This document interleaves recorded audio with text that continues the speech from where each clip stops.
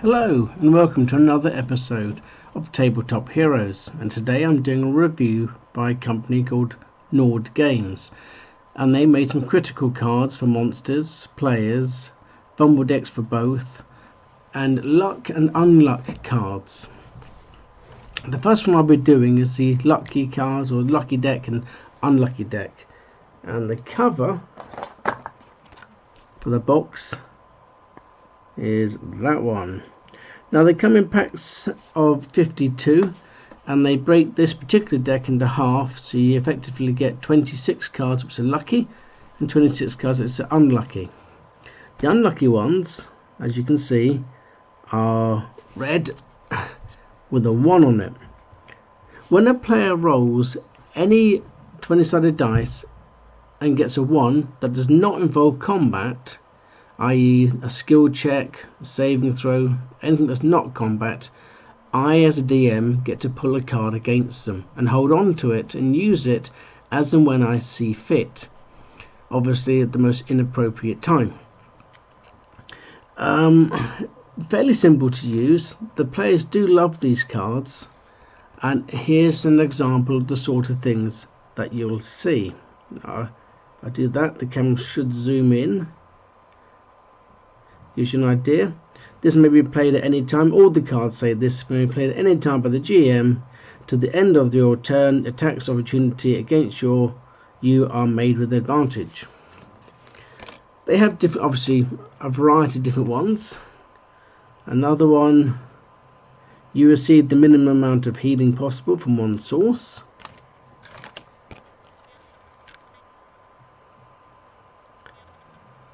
A d12 minus a d12 after making a skill or attack roll.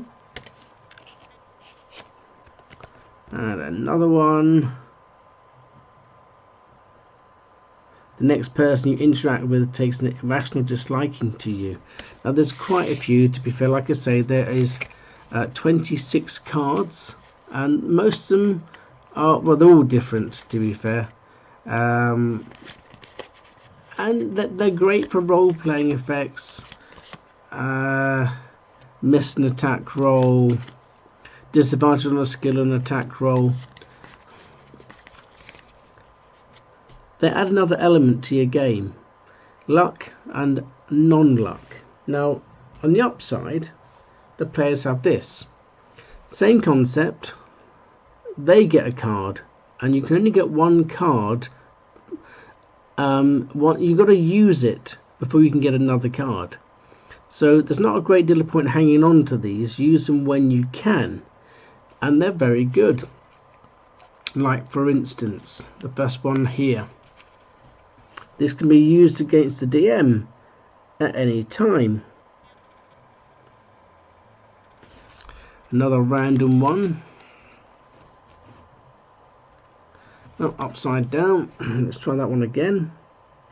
A d10 after making a skill or attack roll. There are also things like succeed on a saving throw, force an attacker to re-roll an attack against you, a plus d8 to a saving throw, advantage on saving throw. Your movement does not provoke an attack of opportunity. They got things like let's have a look. Fortuitous one. A fortuitous circumstance. This may manifest itself in many ways, including but not limited to double the loot reward, finding a door or chest unlocked, coming across a broken trap, bumping into someone you are looking for, or any other manner of luck haphazardness that you can help you during an adventure. They're very good. A player used that card to double reward money from 300 to 600 on a written contract. They're probably unique in as much as, you know, they're not a critical card, they're not a fumble card. They're just a really nice touch to add to your game. Players warm to these immediately, even with the unluck version. They all love these cards, and I suspect so will your players, because it's just different. You're not just getting penalised, and you're not getting bonuses just for rolling a 20 outside of combat. Now you actually get something for rolling outside of combat. Not expensive cards either. I mean, I picked up all 4 for about £45 for all 4 sets of cards. Highly recommended to get hold of. The next cards, and this is for DMs to be aware, you have critical cards specifically for your monsters, and these are different in as much as the luck are just luck and all the rest. Your critical cards for the players, that they suffer, and your monsters, they come in 3 to 4 different categories, and the categories for the monsters come into setback, life-threatening, dangerous, and I think that is the choices you get. Now it recommends that you take the cards out based on the character level, but personally I run with all the cards.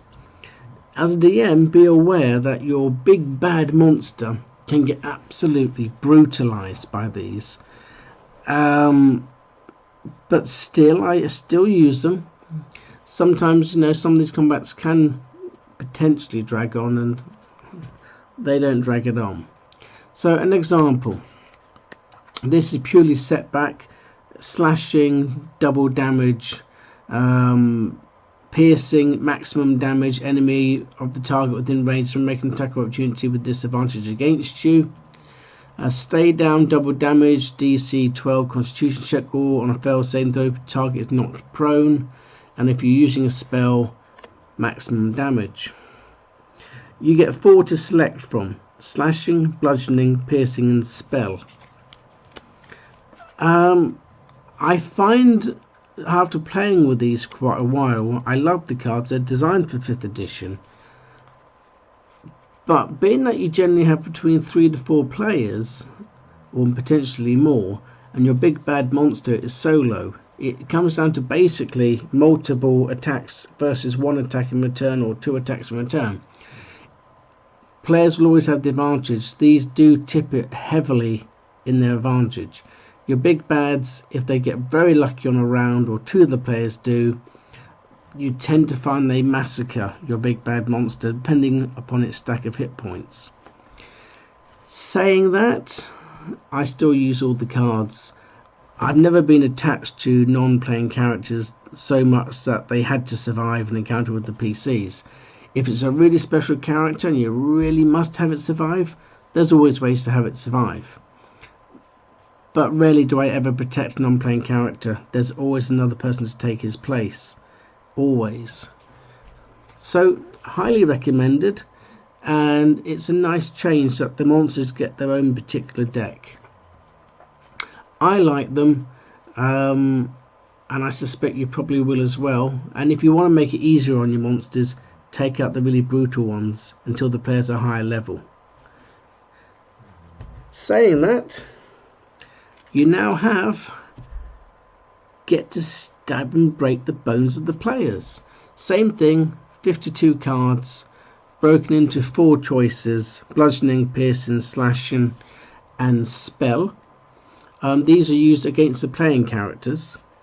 You can do exactly the same as the monsters. They have deadly, setback, life-threatening, and dangerous.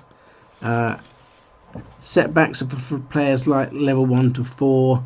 I believe it is dangerous is like 5 to 8, and so on and so forth. It tells you in a description card below. It recommends that play all the cards at your own risk for both the monsters and this. I play them all, but then I like the uncertainty, and I'm very good at thinking on my feet, so I don't worry too heavy. I've never seen a player yet, since I've been playing these, killed by any of these. But then players generally get 3 life saves, so it's fairly hard to kill a player really. But as I say, these can be brutal. I'll give you some examples. Deadly, heroic end, maximum quadruple damage. If the attack kills you, all allies you have advantage on their attack. So if there's 5 orcs, 1 orc manages to kill a player, all his mates get an advantage on their attacks for the next D10 rounds. But then the card does say deadly. Shot through the heart, DC 18 Constitution saving throw, failed save 1/4 of your maximum hit points at the end of your turn for D3 rounds. Good night, ×4 damage and you are knocked unconscious. Magical barrage, the attack deals maximum damage and the additional target within range is affected or the spell's range is infected by 15 feet. But it doesn't say sort of deadly for nothing. It is hardcore. Then you've got things like setback, split lip, skewered, blunt force, amnesia, you forget your past for D12 hours, terrifying display, on a failed saving throw you are frightened of your attacker, DC 12 wisdom save. What do we have next? Let's have a look. Life threatening. ×4 damage. A lot of these things are on ×4 damage or maximum damage. You have disadvantage on your melee attacks for D8 rounds, which the advantage and disadvantage rules in the player's handbook are so much better than just a bonus to hit like a +5 or a +4, because it's rolling 2 dice and choosing the highest or choosing the lowest. It just seems to have such a more devastating effect whichever way it goes. You've got something slipped, ×4 damage, and your AC is reduced by D8 for 1d8 rounds. This little piggy, your speed is reduced by half until you have a short rest. And then you've got spirit drain for spells, triple damage, and hit points lost from this attack cannot be healed except by magic. So long rests and short rests do not make any difference. And then we have, let's have a look, that is life threatening, and we've had setback and deadly. I believe there is one more, although I might be wrong. Dangerous, so we've got dangerous. Yes, here we go, one more. There is 4, dangerous. Disarmed, triple damage, DC 14 dex saving throw or drop your weapon. Pinned, the attack pins your arm or to wall, another target or your own body. DC 14 strength check to free yourself, taking a D6 for each failed attempt. Crushed hand, disadvantage on skill checks of rely on hands or arms until you have finished a long rest. And then crackling energy, your dexterity modifier is reduced by 2 until a short rest. Some of these cards are very, very brutal, even more so than some of the ones I've said, and others are just fun, light-hearted, in a form. They all have, like the monsters, the warning. Personally, I play with all of them. If I figure that if I'm playing with all the monsters, I'll play with all the players' cards as well. It seems only fair. Like I said, I've yet to kill a player with one of these cards, even the vicious cards. They're original. There's 52 cards, 4 effects on each. So as you can imagine, that is an awful lot of different criticals to run inside your game. Variety is the spice of life. I like these a lot. They're a lot more entertaining than the original cards, which I bought 2 packets of, and I like these, but they got a bit repetitive. Oh no, I did have 2 packets of identical, but they did get repetitive because you've only got X amount. You get more cards here. Then you have the last one, which is fumbles. This applies to the monsters and it applies to the players. And once again they've broken it down into sections that you can take out of the deck and put them back in when the players are higher level. You got disgraceful, awkward, shameful, embarrassing.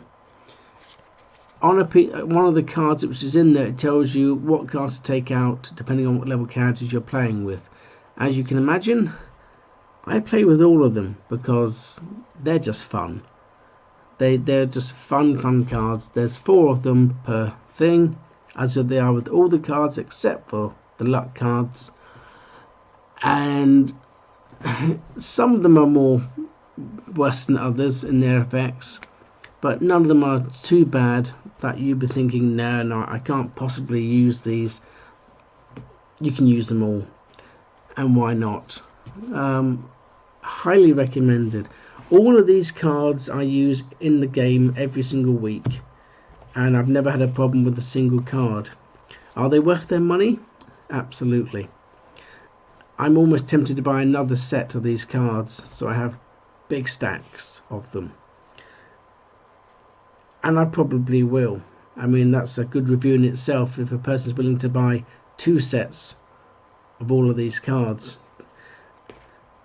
I would recommend them for your game. I would, depending on how you like your game, I'd also recommend that you use them all. But if some of them do look scary, you can remove them until the player characters are higher level. It's all options at the end of the day, and those options are for your game and for you to decide. Well, that's the review. I recommend highly the Nord card games, as in critical cards and fumble decks, and the luck. I recommend them all. They've been a great addition to my games, and I hope one day they'll be a great addition to yours.